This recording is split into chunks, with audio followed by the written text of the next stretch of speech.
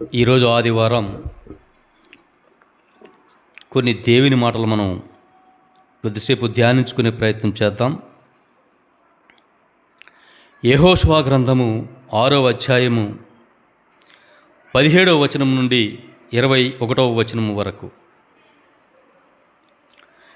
యెహోషువ ప్రజలతో, ఈ నగరములోని సమస్తము యావే శాపమునకు గురి అయ్యెను. మనము పంపిన వేగులను దాచి రక్షించినది కావున రాహాబు అను వేశ్యయు ఆమె ఇంటివారును మాత్రమే బతుకుదురు. మీరు శాప విషయమున జాగ్రత్తతో ఉండుడు. శాపమునకు గురి అయిన దేనిని మీరు దురాశచే ముట్టరాదు. ముట్టిరుచో ఇశ్రాయేలుల శిబిరమునకు కూడా ఆ శాపము తగిలి గొప్ప ఆపద సంభవించును. వెండి బంగారములు, ఇత్తడి పాత్రలు, ఇనుప పాత్రలు అన్నియు యావే ప్రభునకు చెందును. కావున వానిని యావే ధనాగారంలో ఉంచవలనని చెప్పాను. అంతటా యాజకులు బాకాలుదగా ప్రజలు కేకలు వేసిరి. బ్రాకాలు మ్రోత విని ప్రజలు యుద్ధనాదము చేయగా కోటగోడ కుప్పగూలి కూలిపడెను.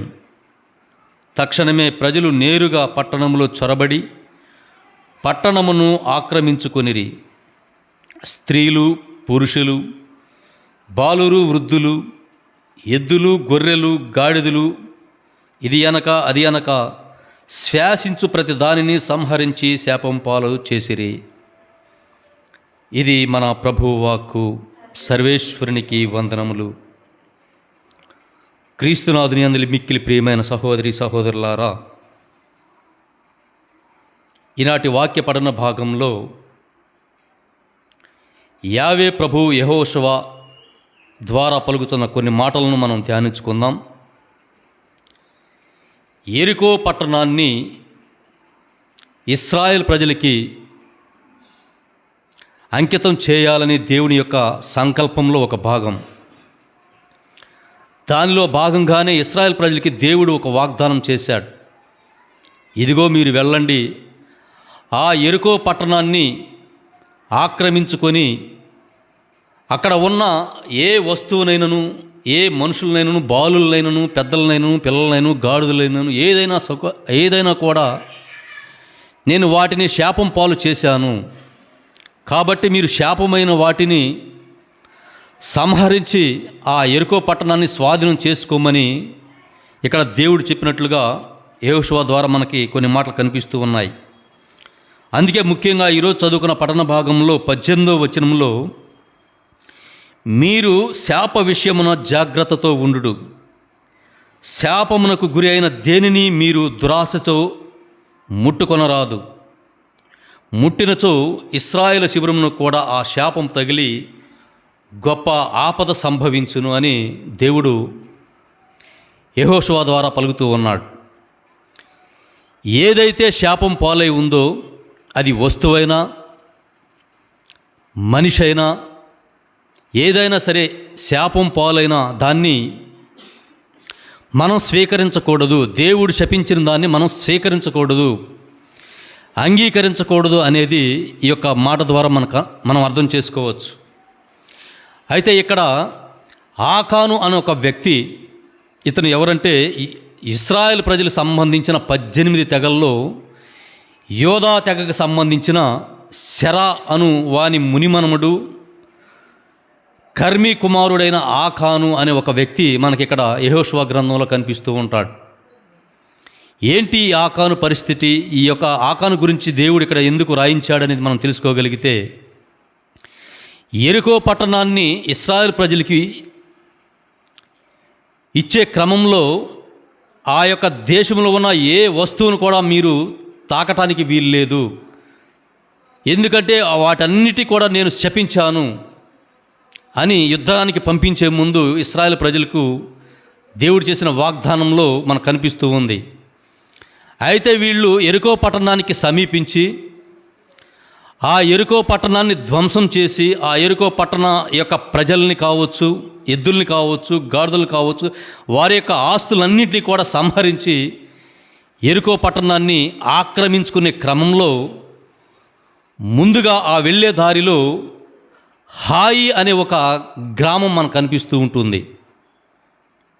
అయితే ఆ గ్రామంలో యుద్ధాన్ని చేసేటప్పుడు ఎప్పుడు కూడా ఇశ్రాయేల్ ప్రజలకి దేవుడు చేదోడు వాదోడుగా ఉండి వాళ్ళకి విజయమే తప్ప అపజయం ఏనాడు ఎరగని ఆ ఇశ్రాయేల్ ప్రజలు హాయి అనే ఒక చిన్న పట్టణంలో ఇశ్రాయేల్ ప్రజలు అనేక మంది చంపబడ్డారు, అంటే ఓడిపోయారు.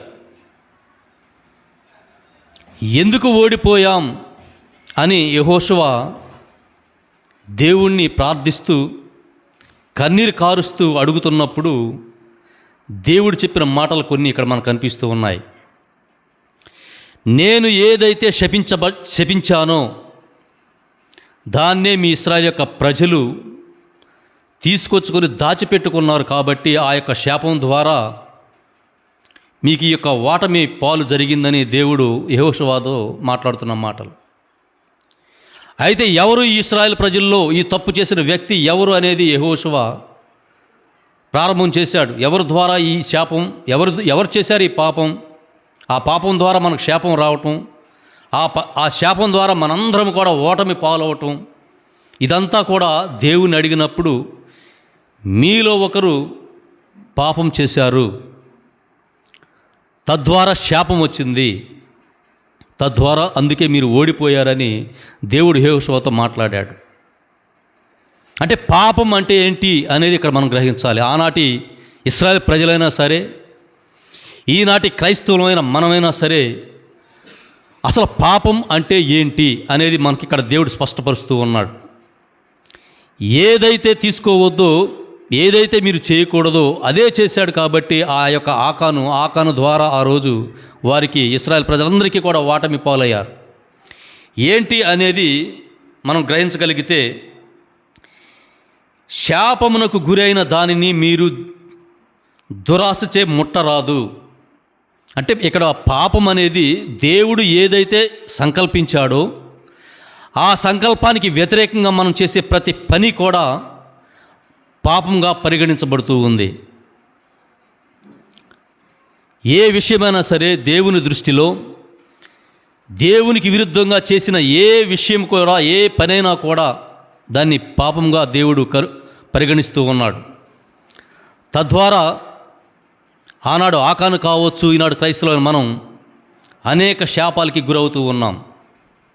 ఆనాడు ఆకాను కూడా ఒక వెండి బంగారంను తీసుకొచ్చి ఆ యెరికో పట్టణాన్ని యుద్ధం చేసేటప్పుడు మొత్తాన్ని కూడా సంహరించాలని దేవుడు చెప్తే, ఆ ఆకాను ఒక దురాశతో అక్కడ యొక్క వస్తువులు, ఇత్తడి వెండి బంగారమును తీసుకుని వచ్చి దాచిపెట్టుకున్నట్లుగా మనకి ఇక్కడ లేఖనం కనిపిస్తూ ఉంది. అయితే ఆ యొక్క దొంగతనం, ఆయన యొక్క దురాశ, ఆయన యొక్క తప్పిదం, ఆయన యొక్క పాపం ఆ జాతి మొత్తానికి కూడా విస్తరించబడినట్లుగా మనకి ఇక్కడ కనిపిస్తూ ఉంది. అయితే ఈరోజు మన యొక్క జీవితాల్లో, మన కుటుంబాల్లో మనం తెలుసో తెలియక చేసిన పాపం కూడా మన కుటుంబం మీద, అంతటి మీద కూడా దాని యొక్క ప్రభావం పడుతుంది అనడానికి ఈ యొక్క ఆకాను యొక్క జీవితాన్ని మనం చూసుకొని గ్రహించగలగాలి. ప్రతి వ్యక్తి కూడా పాపం చేస్తూ ఉన్నాడు. ఆనాటి ఇశ్రాయేల్ ప్రజలు కావచ్చు, ఈనాటి క్రైస్తవులైన మనం కావచ్చు, ఈ రోజుకి కూడా అనేక పాపములు చేస్తూ అనేక బాధలు మనం కొని తెచ్చుకుంటూ అనేకమైన ఘోరమైన శాపాలకి మనం పాలవుతూ ఉన్నాం. అందుకే యెరికో పట్టణాన్ని దేవుడు ఎందుకు ఎంచుకున్నాడంటే, ఆ రోజు యెరికో పట్టణంలో భయంకరమైన పాపం సంభవించింది. అందుకే వారి అందరినీ కూడా సంహరించి ఆ యొక్క దేశాన్ని ఇశ్రాయేల్ ప్రజలకు దానం చేయాలి, వీరి ద్వారా ఆ యెరికో పట్టణం బాగుపడాలి అనే ఒక సదుద్దేశంతో ఆనాడు యావే ప్రభు సంకల్పం. కానీ తర్వాత కొన్ని వేల సంవత్సరాల తర్వాత యేసుక్రీస్తు ప్రభువుల వారు వచ్చినప్పుడు కూడా ఆ యెరికో పట్టణాన్ని యేసుక్రీస్తు ప్రభువు కూడా ఎంచుకున్నట్లుగా మనకి కొత్త నిబంధనలు కూడా మనకు కనిపిస్తూ ఉంటాయి. మార్కు సువార్త 10వ అధ్యాయంలో కానీ మనం వెళ్ళగలిగితే,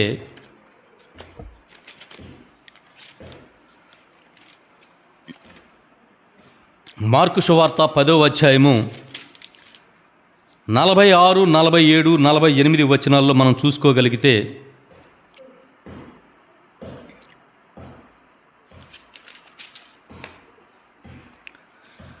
ఆనాడు ఎప్పుడైతే ఇశ్రాయేల్ ప్రజలకి యెరికో పట్టణాన్ని దేవుడు సమర్పణం చేయాలనుకున్నాడో, ఆ యొక్క పాపము యొక్క పట్టణం యెరికో పట్టణాన్నే యేసు ప్రభువుల వారు కూడా ఎంచుకున్నాడు.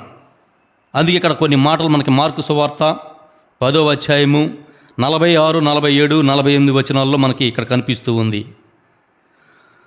వారు యెరికో పట్టణమునకు వచ్చిరి. అచట నుండి యేసు తన శిష్యులతోనూ గొప్ప జన సమూహముతోనూ యెరికో పట్టణమును దాటి వెళ్ళుచుండగా బర్తిమయి అని గుడ్డి భిక్షకుడు త్రోవ పక్కన కూర్చుండి ఉండెను. అతడు తిమయి కుమారుడు. నజరేతు నివాసియగు యేసు ఆ మార్గమున వచ్చుచున్నాడని విని అతడు, దావీదు కుమారా, యేసు ప్రభు నన్ను కరుణింపుము అని కేకలిడిసాగాను. ఊరకుండుము అని అనేకులు వానిని గద్దించిరి. కాని వాడు మాత్రము, దావీదు కుమారా, నన్ను కరుణింపుము అని మరింత బిగ్గరగా కేకలు పెట్టెను. అంతటా యేసు నిలచి, వానిని ఇటుకు పిలువుడు అనగా వారు వాని యొద్దకు వెళ్ళి, ఓరి లెమ్ము, ధైర్యంగా నుండుము, ఆయన రమ్మనుచున్నాడు అని పిలిచిరి. అంతటా వాడు తన వస్త్రమును పారవేసి వెంటనే లేచి యేసు వద్దకు వచ్చెను. అప్పుడు యేసు, నేను ఏమి చేయగోరుచున్నావు అని వానిని అడుగుగా, వాడు, బోధకుడా, నాకు చూపు దయచేయము అని వేడుకొనెను. నీవు వెళ్ళుము, నీ విశ్వాసము నీకు స్వస్థత చేకూర్చినది అని యేసు అనినంతటనే వాడు దృష్టిని పొంది త్రోవ వెంట ఆయనను అనుసరించెను. ఈ యొక్క మాటలు ఆనాటి పాత నిబంధనలో చెప్పుకున్న ఆకాను విషయం కావచ్చు.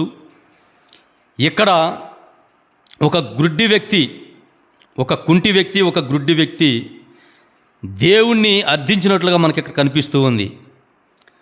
యెరికో పట్టణం అనేక పాపములు అనేక రకమైన పాపం చేసే వారికి కేర్ ఆఫ్ అడ్రస్గా ఆ యొక్క పట్టణం మనకు కనిపిస్తూ ఉంది.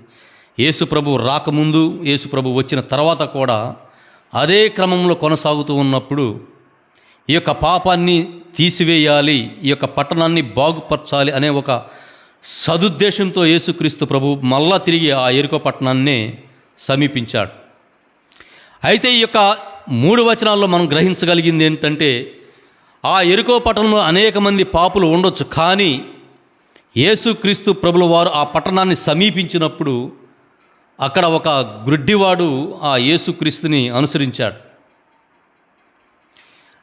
యేసుక్రీస్తు వస్తున్నాడని తెలిసి ఆయన వెళ్ళే మార్గంలోనే ఆ గ్రుడ్డివాడు ముందుగా కూర్చొని యేసుక్రీస్తు ప్రభుల వారి కోసం ఎదురు చూస్తూ ఉన్నారు. తీరా యేసుక్రీస్తు ప్రభు దగ్గరకు రాగానే, దావీదు కుమారా, దావీదు కుమారా, నన్ను రక్షింపుము, రక్షింపుమని కేకలు వేస్తూ ఉన్నాడు. అంటే ఆయన యొక్క నమ్మకం, ఆయన యొక్క విశ్వాసం అనేక మంది ఉన్నారు, యేసుక్రీస్తుని అనుసరిస్తూ వెళ్తూ ఉన్నారే తప్ప ఎవరు కూడా నన్ను స్వస్థతపరచమని, నా పాపమును తీసివేయమని కూడా యేసుక్రీస్తుని అర్థించినట్లుగా ఇక్కడ మనకు కనిపించడం లేదు. కానీ ఒక గుడ్డి వ్యక్తి, ఒక కుంటి వ్యక్తి మాత్రమే ఇక్కడ మనకు కనిపిస్తూ ఉన్నారు. ఎందుకంటే వాళ్ళు గ్రహించారు, ఆయన యొక్క దేవుని కుమారుడు, ఈయన ద్వారా మాత్రం మనకు స్వస్థత కలుగుతుంది, ఈయన యందు విశ్వాసం ద్వారా మనకి స్వస్థత వస్తుంది అనే ఒక గట్టి విశ్వాసంతో, దృఢమైన నమ్మకంతో, దావీదు కుమారా, నన్ను రక్షింపుము, రక్షింపుము, రక్షింపుమని కేకలు వేస్తున్నప్పుడు ఆ యొక్క మాటలు ఆ పెద్ద జనసమూహంలో యేసుక్రీస్తు యొక్క చెవులు పడినప్పుడు వారిని తీసుకురమ్మని అక్కడున్న వారిని అడిగినప్పుడు వారందరూ కూడా ఆ కుంటి వ్యక్తిని, గుడ్డి వ్యక్తిని తీసుకెళ్ళి యేసుక్రీస్తు ప్రభువు ముందు నిలబెట్టినట్లుగా మనకి ఈ లేఖనం కనిపిస్తూ ఉంది. అయితే యేసుక్రీస్తు మాట్లాడిన మాట, నీకేం కావాలి, దావీదు కుమారా, దావీదు కుమారా, నన్ను రక్షించు, రక్షించు అని మాట్లాడుతున్నావు కదా, నీకు ఏం కావాలని స్వయంగా ప్రభువుల వారు అడిగినప్పుడు ఆయన నాకు దృష్టి దానం చేయమని అడిగాడు. అయ్యా, ఇదిగో నాకు ఎన్నో ఏళ్ల నుంచి నాకు కళ్ళు కనబడటం లేదు, నాకు చూపు లేదు, నాకు ఈ చూపుని ప్రసాదించు నాయనా అని చెప్పి యేసుక్రీస్తుని అర్థించినప్పుడు, నీ విశ్వాసమే నీకు స్వస్థత అని చెప్పాడు. ఈ మాటని మనం అండర్లైన్ చేసుకోవాలి. నీ విశ్వాసమే నీకు స్వస్థత. ఏదైనా కూడా ఈ విశ్వాసం ద్వారానే దేవుడి నుంచి మనం తీసుకోవచ్చు. దృఢమైన విశ్వాసం దేవుని పట్ల మనం కలిగి ఉండాలి. అందుకే మన ప్రార్థనలు కూడా మీ యందు గల విశ్వాసాన్ని పెంపొందించమని ఆనాటి శిష్యులు కూడా అర్థించారు. ఎందుకంటే ఇంకా మీ యందు విశ్వాసం మాకు ఉండగలిగితే దేన్నైనా కూడా మేము జయించవచ్చు అనే ఒక పరిపూర్ణమైన నమ్మకంతో శిష్యులు ఆనాటి ప్రార్థనలో కూడా యేసుక్రీస్తు కూడా దేవుడిని అడిగాడు, తండ్రిని. అలాగే ఆ క్రమంలో శిష్యులు కూడా అడిగారు. ఈనాడు క్రైస్తవులైన మనం కూడా అదే విశ్వాసాన్ని మనం పెంపొందించమని మనం బ్రతిమాలాలి. ఇక్కడ విశ్వాసం అనేది క్రైస్తవ జీవితానికి మొట్టమొదటి అంశంగా మనకు కనిపిస్తూ ఉంది. విశ్వాసం లేనిదే మనం ఏది దేవుడి నుండి కోరుకోలేం, దేవుడి నుంచి అర్థించలేం. విశ్వాసం ద్వారానే మనం దేన్నైనా అడగొచ్చు, దాన్ని పొందుకోవడానికి అవకాశం ఉంది. ఎందుకంటే ఇక్కడ స్వయంగా యేసుక్రీస్తు ప్రభువు వారు ఇక్కడ చెప్పాడు, నీ విశ్వాసమే నిన్ను స్వస్థతపరుస్తుంది. కాబట్టి దేవుని యందు నువ్వు పరిపూర్ణమైన విశ్వాసాన్ని ఉంచు. ఆ యొక్క విశ్వాసమే నీకు ఎప్పటికైనా కూడా రక్షణగా నీకు మారబోతుందని ఇక్కడ మాట్లాడుతూ ఉన్నాడు.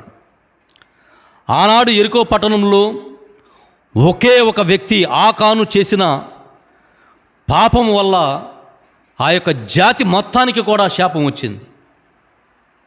ఈరోజు మనం అనుకోవచ్చు, మనం చేసిన యొక్క పాపం మన ద్వారానే మాత్రమే పోదు, అది మన యొక్క రక్త సంబంధీకుల మీద కూడా పడుతుంది అనేది మనం ఆకానును చూసి గ్రహించాలి. ఎవరు చేసిన పాపం వారికే అనేది ఒక వాడుక భాషలో మనం మాట్లాడుకుంటాం. ఎవరు చేసిన పాపం వారికి కాదు, ఆ యొక్క జాతి మొత్తానికి విస్తరించబడుతుందనేది ఆకాను చేసిన పాపం ద్వారా ఆ యొక్క శాపం ఇశ్రాయేలు జాతి మొత్తానికి రావడం ద్వారా దేవుడు ఎవరు చేసిన పాపం వారికే అనడానికి వీల్లేదని మనం గ్రహించాలని యెహోషువ గ్రంథంలో మనకి తెలియపరుస్తూ ఉన్నాడు. కాబట్టి మన యొక్క పాపం మనతోటే అంతం కాదు, అది మన కుటుంబం మీద, మన యొక్క సంఘం మీద, మన యొక్క ప్రాంతం మీద కూడా పడుతూ ఉంది. కాబట్టి పాపం ఎంత ఘోరమైందో మనం గుర్తించి పాపం చేయకుండా ఉండడానికి దేవుని యందు విశ్వాసాన్ని పెంపొందించుకొని దేవుని పరిపూర్ణమైన బిడ్డలుగా జీవించాలనేది ఆనాడు యెహోషువ గ్రంథంలో యెహోషువ ద్వారా దేవుడు పలికిన మాటలు కావచ్చు. అలాగే ఈరోజు యేసుక్రీస్తు ప్రభుల వారు మార్కు సువార్త 10వ అధ్యాయంలో ఆ గుడ్డివాణిని చూసి మాట్లాడిన మాటలు కావచ్చు. ఇవన్నీ కూడా పరిపూర్ణమైన వ్యక్తిగా జీవించడానికి మీరు పాపానికి దూరంగా ఉండాలని ఒక మాట దేవుడు స్పష్టంగా మనకి తెలియపరిచాడు. అలాగే ఇదే లూకా సువార్త 10వ అధ్యాయంలో 19వ అధ్యాయంలో కూడా మనం చూసుకోగలిగితే అక్కడ జక్కయ్య అనే ఒక వ్యక్తి మనకు కనిపిస్తూ ఉంటాడు. మనకి తెలిసే ఉంటుంది, ఇంతకు ముందు కూడా మనం వినే ఉంటాం. జక్కయ్య ఇతడు కూడా ఆ పాపానికి నిలయమైన యెరికో పట్టణానికి చెందినవాడే. చూడండి, యేసుక్రీస్తు ప్రభుల వారు ఎక్కడైతే పాపం ఉంటుందో అదే ఊరు వెళ్తూ ఉన్నాడు. అందుకే చెప్పాడు, నేను పాపులకే వచ్చాను, నేను పాపులకు మాత్రమే వచ్చాను అని యేసుక్రీస్తు అనేక సందర్భాల్లో మాట్లాడాడు. జబ్బు ఉన్నవాడికే, రోగికే వైద్యుడు అవసరమని మాట్లాడాడు. అంటే దాని ఉద్దేశం, ఏ పాపం చేయని వాడికి దేవునితో సంబంధం లేదు, దేవుడితో అవసరం కూడా లేదు. దేవునితో సంబంధం, దేవునితో అవసరం ఎవరికి ఉంటుందంటే మానవ మాతృడిగా పాపం చేసే ప్రతి వ్యక్తికి కూడా దేవుని అవసరం ఉంటుంది. అందుకే ఇక్కడ జక్కయ్య అనే వ్యక్తి కూడా పాపానికి నిలయమైన యెరికో పట్టణానికి చెందినవాడే. అందుకే అదే యెరికో పట్టణంలో ఇంకో సందర్భం మనకు కనిపిస్తూ ఉంది. ఈ జక్కయ్య ఒక సుంకరుడు, అంటే సుంకపు పన్ను వసూలు చేసే వ్యక్తి. ఆ రోజు యూదుల్లో సుంకరులు అంటే సరైన అవగాహన, సుంకరులు మంచివారు కాదు అనే ఒక అభిప్రాయం ఆనాడు యూదుల్లో ఉండేది. సుంకరులతో మనం జాగ్రత్తగా ఉండాలి, వీరు సరైన మనుషులు కాదు, ప్రజల్ని పీడించి పిప్పి చేసే వ్యక్తులు వీళ్ళు అనే ఒక దురాభిప్రాయం ఉండేది. దురాభిప్రాయం కాదు, వాళ్ళు కూడా అలాగే చేసేవాళ్ళు. పన్నులు వసూలు చేయటం,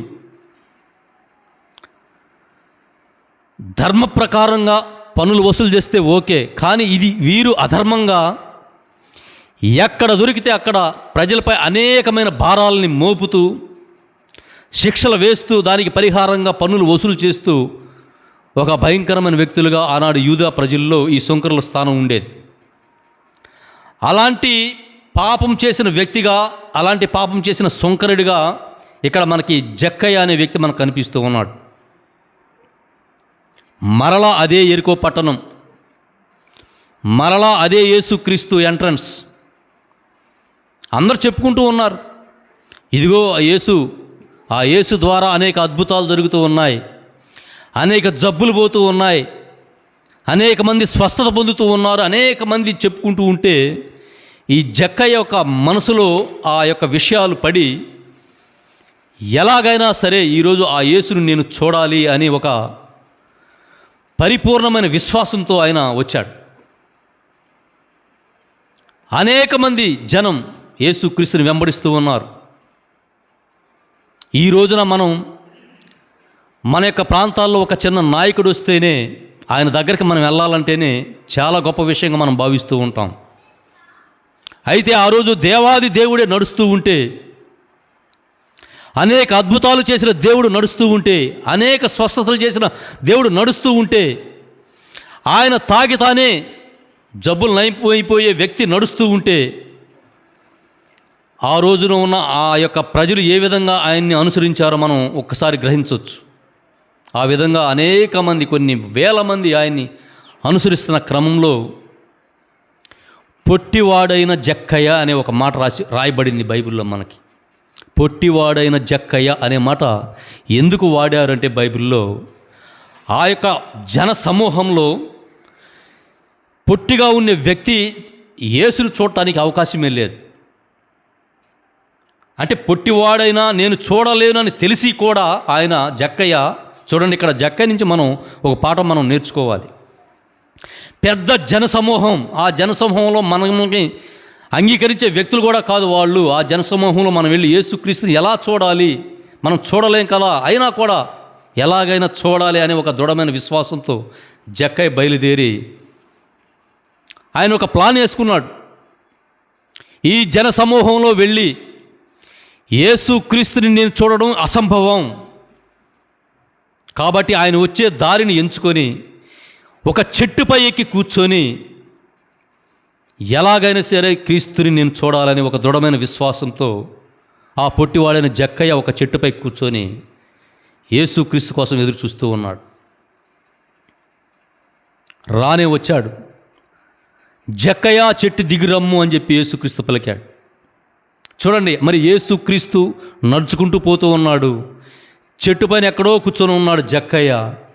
ఆయన యొక్క అంతరంగం ఏంటో యేసుక్రీస్తు ఆయన దగ్గరకు రాగానే ఎరిగిన వ్యక్తిగా కాబట్టి, దేవుని యొక్క కుమారుడు కాబట్టి, జక్కయ్య ఏదైతే అనుకొని మనసులో వచ్చి చెట్టు ఎక్కి కూర్చున్నాడో ఆ మనసులో అనుకున్న మాటనే క్రీస్తు గ్రహించాడు కాబట్టి, సరిగ్గా అక్కడ దగ్గర రాగానే జక్కయ్య దిగిరమ్ము, ఈరోజు నీ ఇంట్లో నేను ఉంటానని చెప్పి మాట్లాడాడు. ఎందుకు మాట్లాడాడు, ఎందుకు జక్కయ్య యేసుక్రీస్తు వెళ్ళాలనుకున్నాడు అనేది ఇక్కడ మనం గ్రహించాల్సిన ముఖ్యమైన అంశం ఏంటంటే, జక్కయ్య పాపాత్ముడిగా ఉన్నాడు. సుంకరి స్థానంలో ఉన్న వ్యక్తి పాపాత్ములుగా పరిగణించేవాళ్ళు, అంటే జనాన్ని సొమ్ముని పీడించి లాక్కునే వ్యక్తులుగా ఉన్నారు వీళ్ళు. మరి జనాన్ని పీడించే వ్యక్తి దగ్గరికే దేవుని యొక్క కుమారుడు వెళ్తూ ఉన్నప్పుడు అక్కడ ఉన్న జనసమూహం ఒక ప్రశ్న, అదేంటి ప్రభువా, ఆయన పాపాత్ముడు, పేద ప్రజల యొక్క రక్తాన్ని పీల్చి పిప్పి చేసే వ్యక్తి, అనవసరమైన పనులతో జనాన్ని దోచుకున్న వ్యక్తి, అలాంటి వాడింటికి మీరు వెళ్ళి ఆయనతో మీరు భోంచేయటం ఏంటి ప్రభువా అని ఆనాడు ఉన్న యోధా సమాజం మొత్తం కూడా యేసుక్రీస్తుని ఖండించింది. ఆ క్రమంలోనే యేసుక్రీస్తు చెప్పిన మాటలు, అరే పాపులకే దేవుడు అవసరం, నేను పాపులను రక్షించదు వచ్చితని కానీ మంచివారిని కాదు అని ఒక మాట యేసుక్రీస్తు చెప్పినప్పుడు ఆ జక్కయ్య ఒక్కసారిగా పశ్చాత్తాపం పడి, ప్రభువా, ఇంతకాలం నా యొక్క జీవితంలో నేను ఎన్నో పాపాలు చేశాను, ఎంతోమంది యొక్క ధనాన్ని నేను దోచుకున్నాను, నేను దోచుకున్న ధనానికి రెట్టింపుగా నేను వారికి ఇచ్చివేస్తున్నానని చెప్పి జక్కయ్య ఒక పశ్చాత్తాపంతో మారు మనసు పొందాడు. అక్కడ దోచుకున్న 100 రూపాయలకి మరో 100 రూపాయలు జోడించి ఆ పశ్చాత్తాపంతో యేసుక్రీస్తు ప్రభుల వారి దగ్గర ఆయన యొక్క పాపాన్ని ఒప్పుకొని దోచుకున్న ధనాన్ని కూడా తిరిగి మళ్ళీ పేదలకి పంచి ఇచ్చి పరిపూర్ణమైన విశ్వాసమైన జీవితాన్ని ప్రారంభించడానికి జక్కయ్యకి అక్కడి నుంచే ఆరంభమయ్యింది. అందుకే అలాంటి విశ్వాసమైన వ్యక్తిని గురించి, జక్కయ్య గురించి బైబిల్లో ఇక్కడ రాయించాడు దేవుడు. ఎందుకంటే బైబిల్లో రాయించిన ప్రతి వ్యక్తి గురించి కూడా మనం తెలుసుకోవాలి.